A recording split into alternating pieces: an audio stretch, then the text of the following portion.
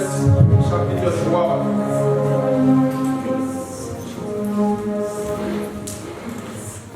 Amen. Amen. On prend les textes dans Genèse, chapitre 3.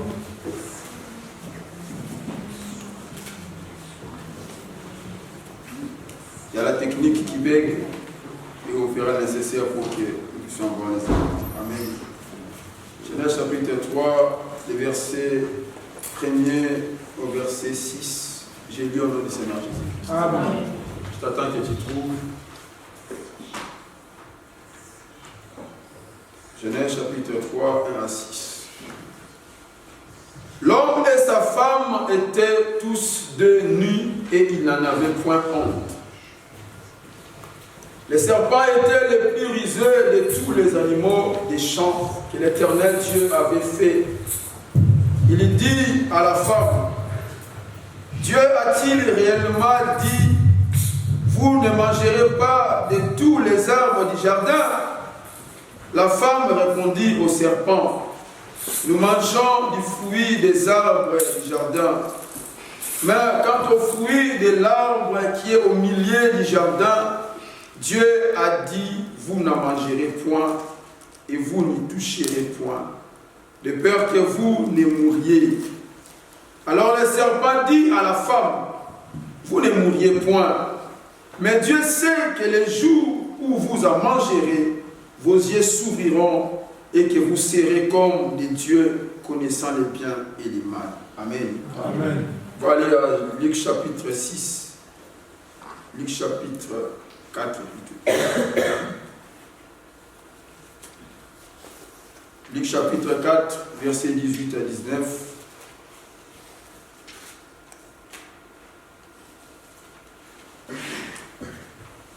Voilà, c'est bon. Amen. Amen. Luc 4, versets 16, 18 à 19. J'ai lu le Seigneur Jésus. Amen. L'Esprit du Seigneur est sur moi, car parce qu'il m'a oint pour annoncer une bonne nouvelle aux pauvres. Il m'a envoyé pour guérir ceux qui ont le cœur brisé, pour proclamer aux captifs la délivrance et aux aveugles le recouvrement de la vie, pour envoyer libres les opprimés, pour publier une année de grâce du Seigneur. Amen. Amen. Voilà, maintenant tu me tiens, on va monter ensemble. Amen. Tiens-moi, en tout cas, on va monter ensemble. Nous parlons sur le grand thème intitulé le pardon et la liberté. Amen. Amen. Le pardon et la liberté, c'est le nouvel enseignement. C'est notre nouveau enseignement que nous démarrons aujourd'hui. J'espère que tu commences aujourd'hui avec l'enseignement et tu vas percer avec nous jusqu'au bout. Amen. Amen. C'est par la parole de Dieu que l'humain grandira. Amen. L'homme grandit par l'enseignement. J'ai toujours dit, je le répète encore, Dieu, pour te bénir, elle a besoin de voir ta maturité spirituelle. Amen. Quand tu n'es pas grand spirituellement, quand tu ne grandis pas spirituellement, Dieu ne te bénira pas. Tu vas rester là, dans la face du Seigneur, pleurer, pleurer. Il n'y aura pas de bénédiction. Amen. Le texte dit, aussi longtemps l'héritier est encore enfant, il ne diffère pas d'un esclave. Amen. Dieu pour te bénir, il ne veut pas que tu restes enfant, mais que tu grandisses. Amen. Et on grandit par la nourriture. Un bébé, il grandit par la nourriture. Et quand tu prends la nourriture, tu grandis jusqu'à ce que tu deviens enfant, fils. Tu deviens adulte, ado, comme tu veux, comme tu sais. Et c'est par là qu'on peut prendre les grandes choses, des grandes responsabilités te confier. Tu ne peux pas prendre la clé de la voiture, donner à Charleston qui est encore bébé. Ça ne marchera pas. Même si les frères Barry aiment bien sa fille, mais jamais elle va le faire. Amen. Amen. Pourquoi? Parce que c'est une fille. Si les frères prennent la clé de sa voiture, donne à sa fille, elle va la tuer. Amen. Elle va tuer sa propre fille parce que elle est encore petite. Il faut qu'elle grandisse.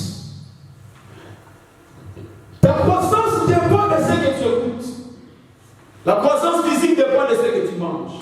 Mais la croissance spirituelle dépend de ce que tu écoutes. Voilà pourquoi le texte dit la foi vient de ce qu'on attend. Cela veut dire que si tu écoutes les mauvaises paroles, tu auras une mauvaise foi. Amen. Oh Dieu, pour te bénir, il veut voir en toi la vraie foi, la foi véritable en toi. Amen. Voilà pourquoi je t'exhorte d'être là, de suivre cet enseignement. Ça sera bénéfique pour toi. Amen. Amen. Les textes disent même l'homme et la femme étaient dans les jardins. Ils ne savaient même pas qu'ils étaient nus. Amen. L'homme et la femme étaient dans le bonheur, dans les jardins de délices, dans la paix profonde. Personne ne pouvait imaginer que Adam et Ève pouvaient se retrouver un jour, loin de ces jardins. Amen. C'est comme tu vis bien en Europe, en France. Tu vis bien dans ta maison, dans ta famille. Mais qu'est-ce qui arrive aux gens que vous connaissez, vivaient bien dans un mariage?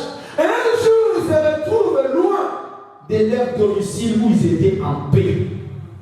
Amen. Amen. Tu étais bien dans ton corps. Tu étais bien dans ta santé. Qu'est-ce qui a fait qu'un jour, tu te retrouves loin de la bonne santé que tu avais? Amen. Vous savez, il y a une différence entre la science et la foi. Amen. La science apprend les gens comment de chaque chose. Dis-moi très bien.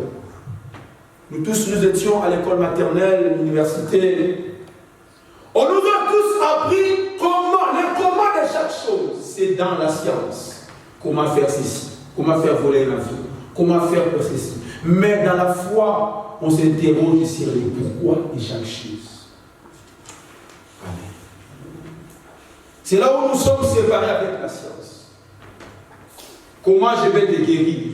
Mais nous, je te pose la question, pourquoi tu es malade? Les médecins vont se poser la question, comment je vais soigner ces malades? Mais à l'église, on se pose la question, non, comment? Mais on dit, pourquoi tu es malade? Amen. Acclame, je vais acclamer, Seigneur.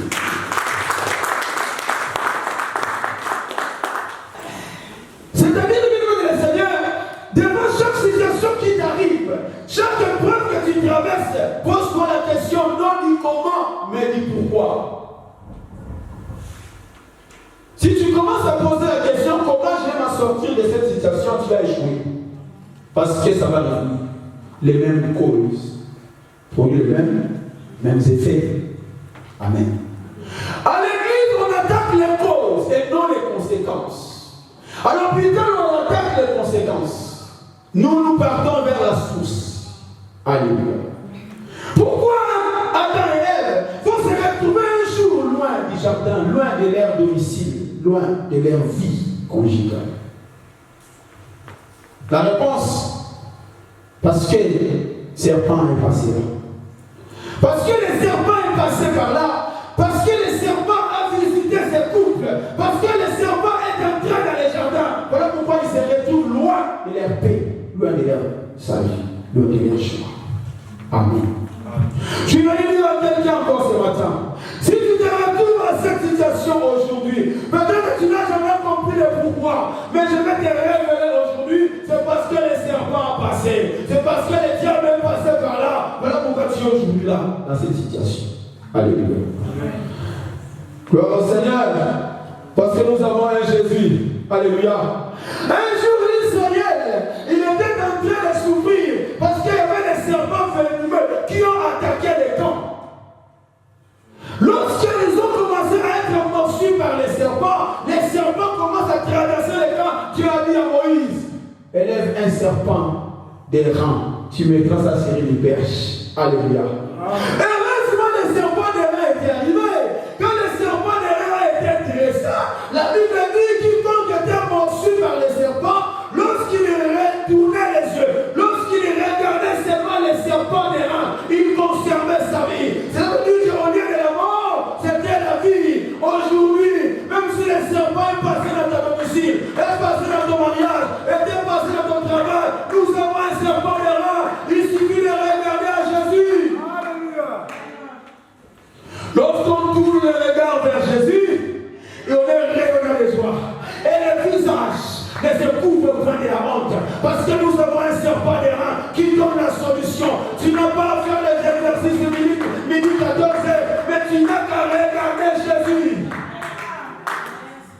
Alléluia. Amen. Il faut seulement tourner les regards vers les serpents d'airain. Alléluia. Et au bien-aimé, il y a des gens qui mouraient parce qu'ils étaient incrédules, parce qu'ils avaient des doutes. On lui a dit tourne seulement vers les serpents d'airain. Regarde seulement. Amen. Bien-aimé, le chemin du salut n'est pas pénible. Dieu ne nous demande pas grande chose. Dieu nous demande seulement les yeux fixés vers Jésus. Amen. Acclame Jésus, acclame le Seigneur.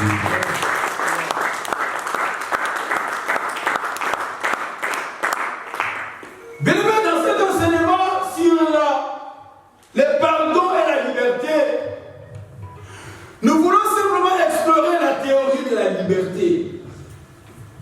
La théorie de la liberté tout en passant par les pardons. Dans cet enseignement, bien-aimé du Seigneur, nous voulons permettre aux chrétiens de retrouver et de vivre leur liberté que Dieu nous a promis. Amen. Dans cet enseignement, nous souhaitons et nous désirons vivement que tu sois réellement libre au nom de Jésus. La parole me dit vous connaîtrez la vérité et la vérité vous affranchira. Quand on a franchi une personne, ça veut dire que la personne n'était pas libre.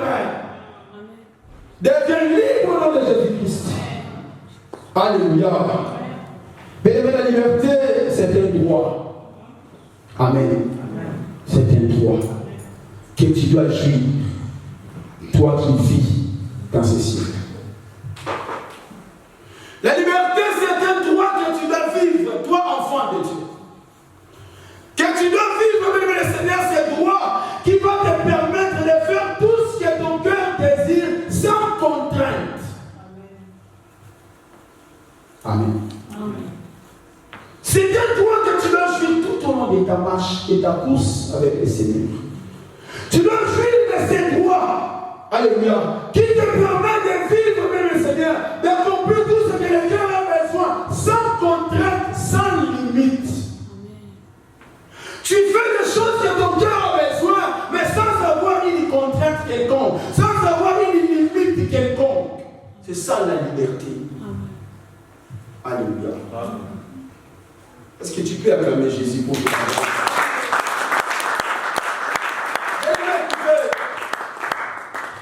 La liberté, c'est aussi le caractère de rendre une personne affranchie, libre, comme je le disais. Amen.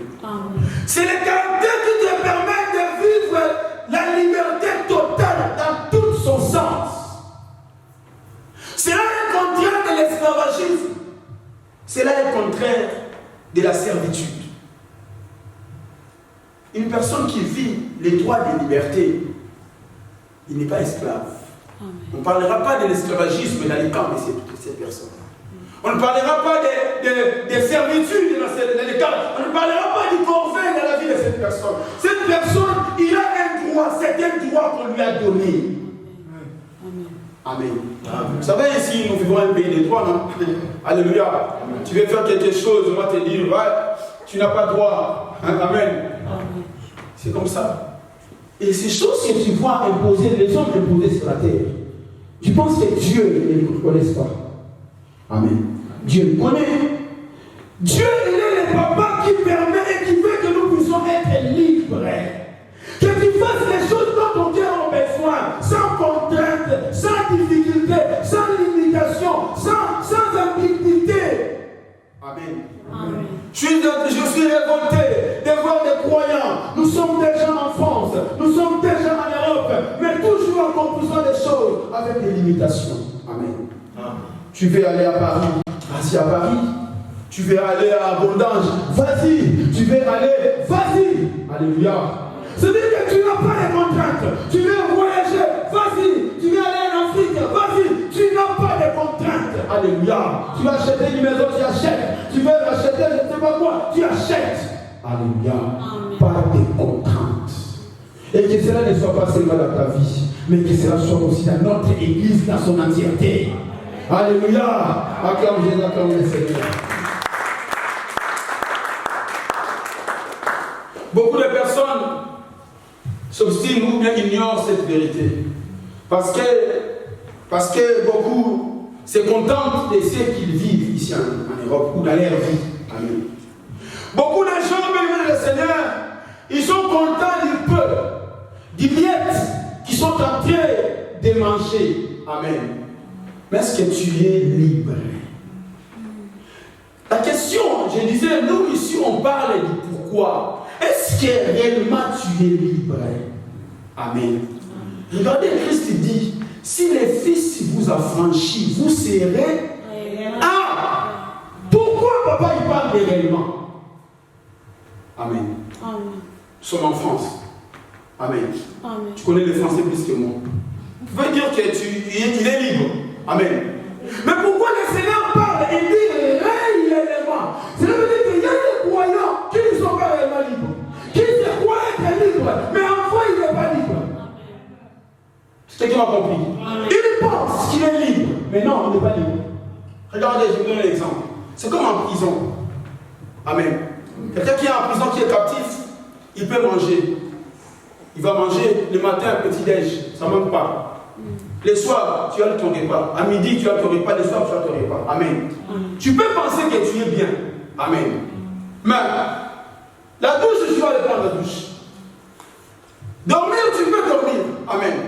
Bibliothèque, tu peux aller à la bibliothèque. Prier, tu peux aller prier. Tu peux aller faire la marche. Tu peux te dire, mais ça va. Le frère William qui est là-bas à Metz, il mange, moi aussi je mange. Amen. Amen. Il est là. Il fait son travail, moi aussi je fais un travail. Tu peux travailler aussi même en prison. Amen. Mais il arriverait un moment donné, quand tu veux aller dans une fête, sinon tu vas te rendre compte que, ah, je ne peux pas. Je suis captif. Amen. Amen. À un moment donné, tu vas dire, ouais, bon, je vais prendre la voiture et faire un tour, aller à Paris. Sinon, tu vas te rendre compte, oh, malgré j'ai des livres, j'ai fait tout ce que j'ai pu, mais je suis captif. Amen. Cela veut dire que tu n'es pas réellement libre. Il y a d'autres qui ont des bracelets. On lui donne la liberté provisoire. Il peut venir à Metz, il ne peut pas aller à Nancy. Ce n'est pas sa zone. Amen.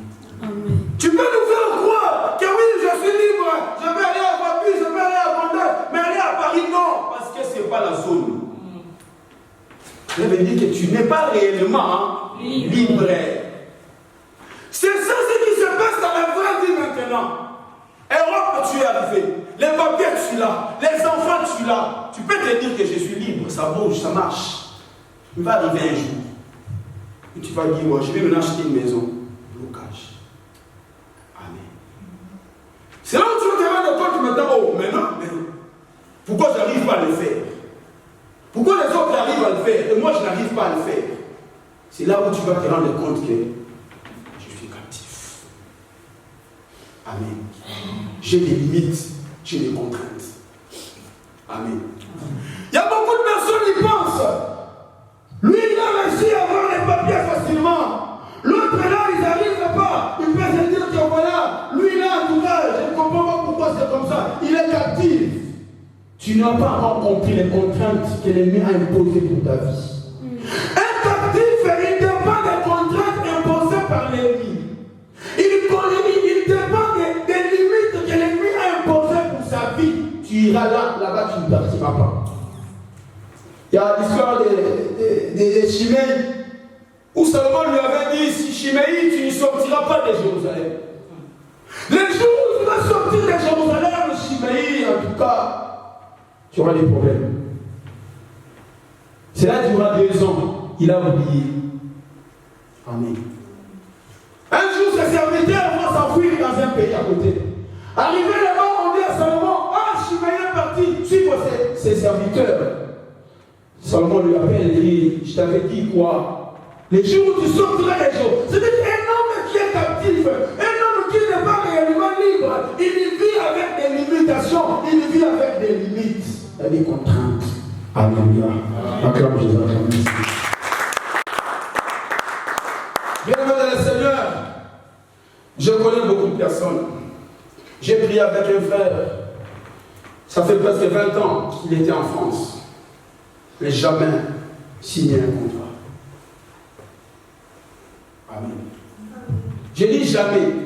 jamais signer un contrat, jamais trouver un long contrat, jamais, même si on dit, là, on va prendre tout le monde, il arrivera seulement un moment, il y aura quelque chose qui va se passer, il sera limogé. Amen. Même si on dit en tout cas, là-bas, toi, tu travailles bien, toi, on va te garder, tous les chefs ont dit la même parole, mais il va arriver seulement à 10 secondes d'être embauché, les choses basculent. Amen. Amen.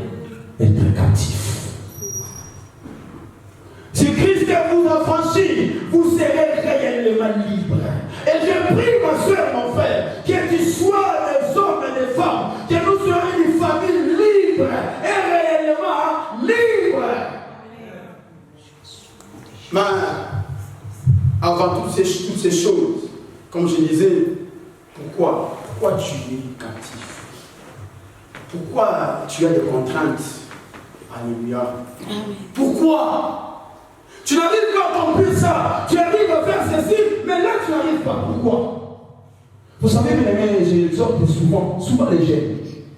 Je leur dis de vérité 3 choses. C'est un avantage d'avoir ses parents en vie. Amen. Un orphelin ne vit pas, un orphelin survit. Même si tu as des millions, il y aura un moment, il y aura un jour où tu vas dire, ah si j'avais ma mère, ah si j'avais mon père. C'est ça qu'ils ont fait. Nous on l'a vécu. J'ai été orphelin depuis 14 ans. Je sais ce que j'ai dit. Amen. Deuxième chose, être en Europe, tout étant jeune, c'est un avantage. Incroyablement. Amen. Écoutez, bébé. La troisième chose, avoir Jésus-Christ. Amen. Ah, je pensais d'aller à la caméra. L'ensemble de ces 3 choses, frères et sœurs, ça te donne un tout pour gagner. Ça te donne, même si tes parents ne sont pas ici à l'Europe, sont en Afrique, mais tu as quand même des parents. Amen. Les 3 choses que je t'ai parlé ici, bien aimé, ça te donne un tout pour que tu puisses aller très vite en avant. Mais pourquoi d'autres réussissent? Alléluia. Pourquoi pas moi?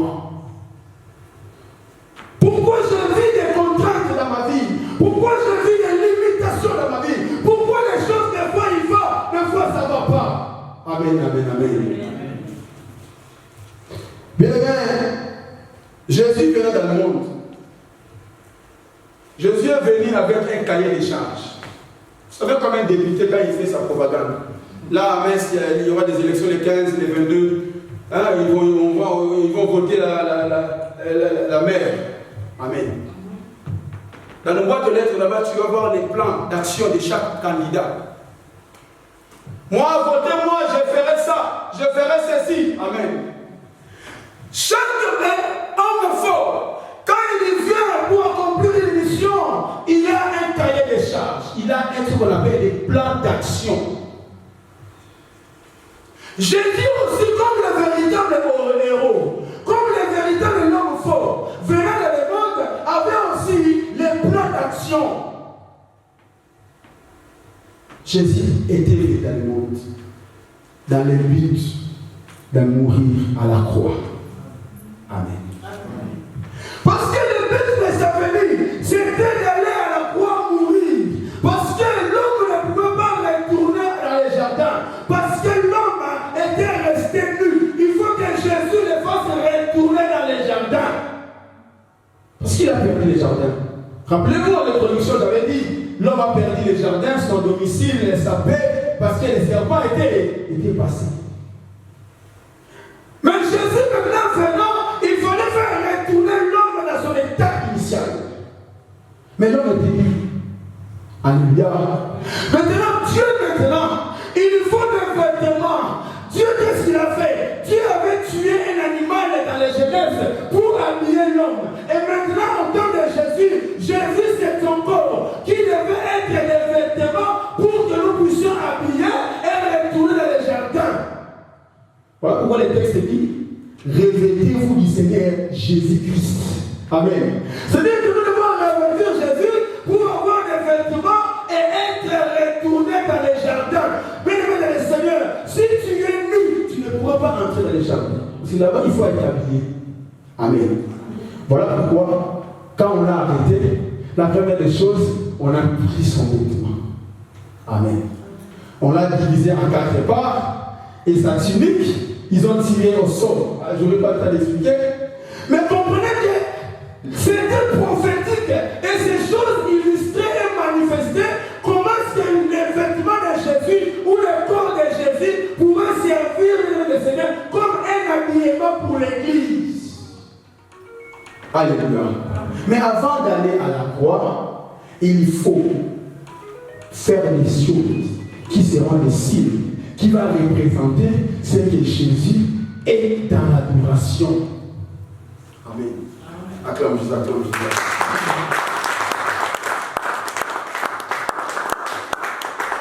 Oui, il va accomplir la croix, on va l'adorer. Mais on va l'adorer comme qui? Amen. On va l'adorer comme Seigneur et Sauveur. Par rapport à quoi? Par rapport aux signes qu'il va accomplir lorsqu'il va traverser les 3 ans sur la terre. Et parmi ces signes, il y avait 6. La première, c'était quoi? Annoncer la bonne nouvelle. La deuxième signe, c'était quoi? Guérir les malades. Alléluia. Troisième, renvoyer libre les opprimés.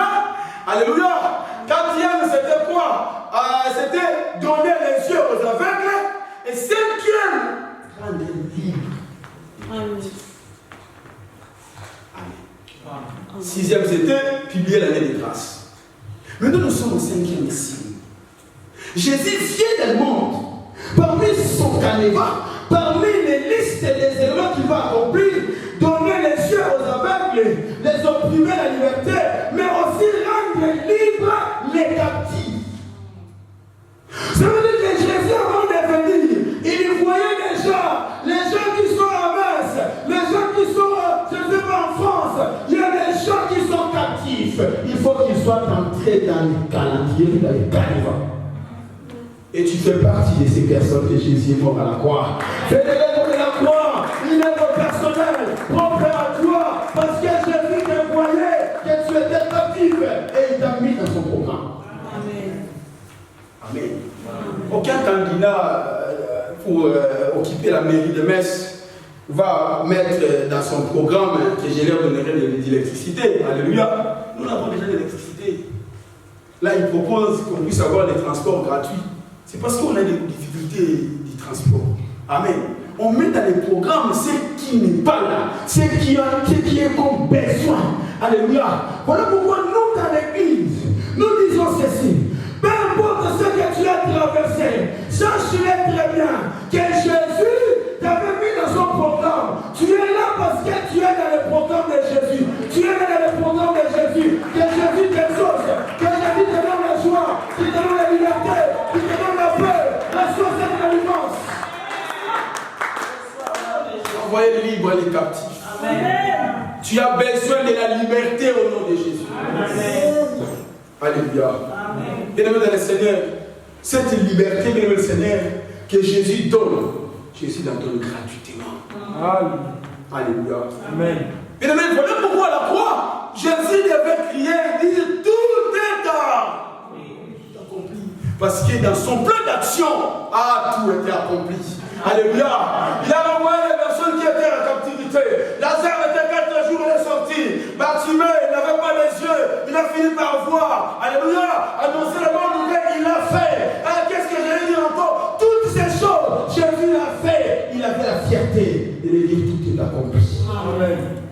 Ma mission, c'est de te rendre libre. Amen. Je ne dirai pas à Dieu tout est accompli. Donc je vois la vie de ma fille, je vois la vie de ma fille, de mon fils, est en train de partir d'un côté bien, de l'autre côté mauvais. Il faut que tu sois heureux sur cette terre. Israël partait dans la destination de Canaan. Nous avons pris en Jésus, notre destination, c'est le ciel. Mais Israël, avant d'arriver au ciel, ils ont mangé la manne. Dis-moi Amen. Avant d'arriver au Canaan, ils ont mangé la manne. Avant d'arriver au Canaan, ils ont mangé les cailles. Bien avant d'aller au ciel, tu goûteras aux fruits. Tu goûteras aux fruits. Tu mangeras le bébé. Tu suceras le miel. Tu vivras Alléluia. Que Dieu te donne la liberté. Il faut les réclamer.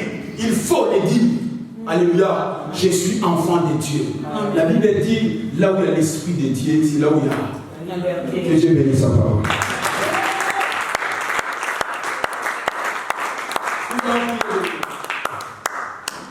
J'invite les chants, nous allons prier. Tu vas dire à Dieu, Seigneur. Seigneur, Seigneur. Tu vas dire à Dieu, Seigneur. Tu peux te lever là où tu es. N'attends pas seulement que l'adoration commence. Ce que tu as entendu parler, c'est pour toi, Jésus. Merci Seigneur, Dieu, alléluia. Je me révèle que tu parles à Dieu, Seigneur. Seigneur, pour ma vie, présente à Jésus seulement ta vie. Présente à Jésus ta vie, présente à Jésus ta situation. Présente à Jésus, alléluia. Merci Seigneur. Jésus,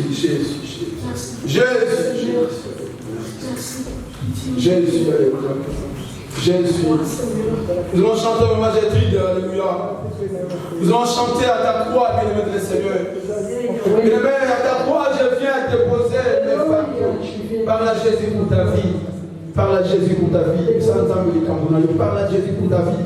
Parle à Jésus. Présente à Jésus ta vie. Présente-toi devant Jésus. Alléluia. Merci Seigneur. Alléluia. Voilà, tu chantes avec nous. Alléluia. On commence à chanter. Alléluia. Merci Seigneur. Alléluia.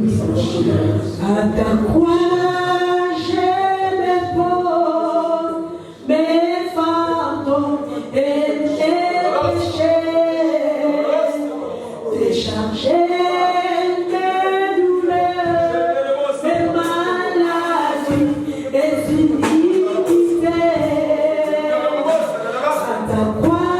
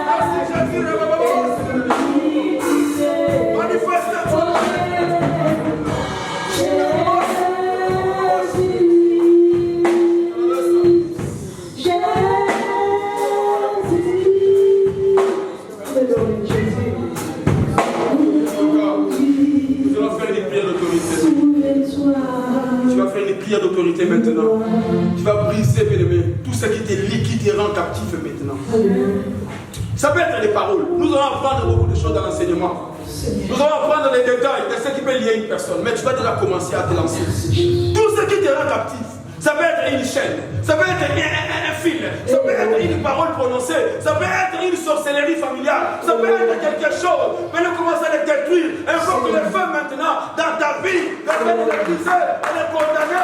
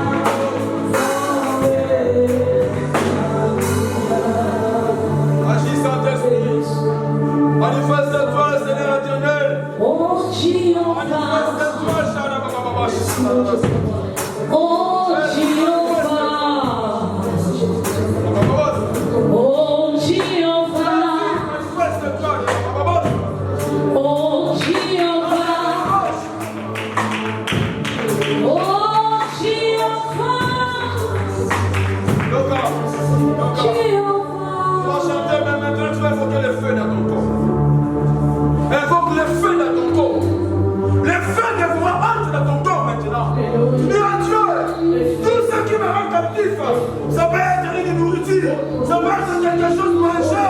Mon Seigneur, invoque le feu. Il en a dit Seigneur,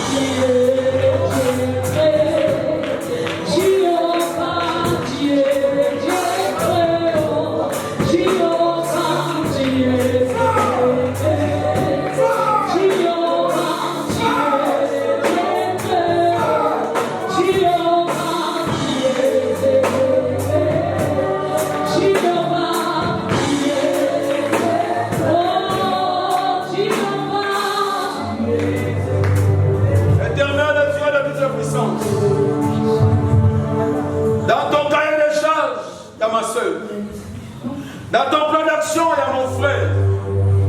Jésus. Aujourd'hui, Seigneur Dieu de grâce. Alléluia. Aujourd'hui, Jésus. Aujourd'hui, Seigneur Dieu. Qu'il soit réellement libre au nom de Jésus. Alléluia. Que l'Église soit réellement libre au nom de Jésus.